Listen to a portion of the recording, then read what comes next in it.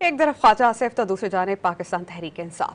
पाकिस्तान तहरीक इंसाफ ने बैरूनी दबाव के बगैर ही बानी पीटीआई की रिहाई की उम्मीदें लगा ली हैं। अली मोहम्मद खान ने आगाह किया है कि बानी पीटीआई की नई अमरीकी हुकूमत से न्यूट्रल रहने के लिए पुरुम्मीद हैं। बैरिस्टर सैफ ने तंज किया कि डोनाल्ड ट्रंप के सदर बनते ही नून लीग वालों की नींदें उड़ गई हैं। अलीमा खान ने भाई की रिहाई के लिए डोनाल्ड ट्रंप से उम्मीदें लगाने पर सख्त बरहमी का इजहार किया।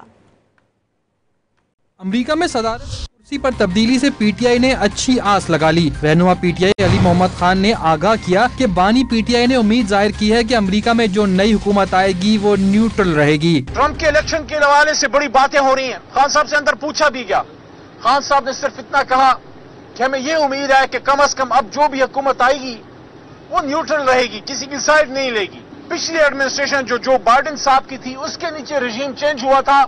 हमें उम्मीद है कि इस नई एडमिनिस्ट्रेशन को अपनी गलती का एहसास होगा। मुशीर इत्तलात खैबर पख्तूनख्वा बैरिस्टर सैफ ने तंज किया कि डोनाल्ड ट्रंप के सदर बनते ही नून लीगियों की नींदें उड़ गई हैं। इल्जाम आयद किया कि मरियम नवाज और ख्वाजा आसिफ सोशल मीडिया पर डोनाल्ड ट्रंप के खिलाफ पोस्टें डिलीट कर रहे हैं। पहले तो तुम लोगों ने ट्रंप के खिलाफ पोस्टें की क्यों? तुम्हारा उसके साथ क्या ताल्लुक है? अमेरिका का सदर है, वो अमेरिका में जो कुछ करे वो उसका काम है। तुमने तो बुग़्ज़े मुआविया में उसके खिलाफ पोस्टें की थी।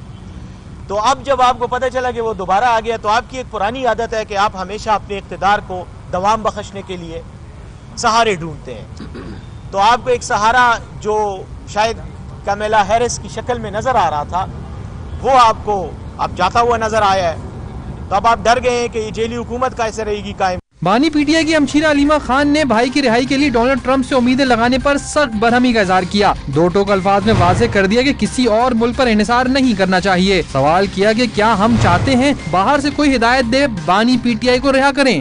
आप क्या चाहते हैं कि बाहर से कोई एक पैगाम भेजे कि इमरान खान को रिहा कर दो? क्या हम 24 करोड़ लोग अपनी इज्जत भी रखेंगे और अपने लिए खुद खड़े होंगे? इमरान खान कह रहे हैं अपने हक के लिए खड़े हों। क्या आपके जो निज़ाम इस वक्त जो फसाइयत का शिकार है, जो आपका सुप्रीम कोर्ट के साथ हुआ है, जो इन्होंने 2 दिन पहले तमाशा किया है, क्या आपके साथ ये बंद हो जाएगा होना? अपोजिशन लीडर उमर अयूब ने वाज़ेह कर दिया कि वो अमेरिका के साथ अच्छे ताल्लुकात चाहते हैं।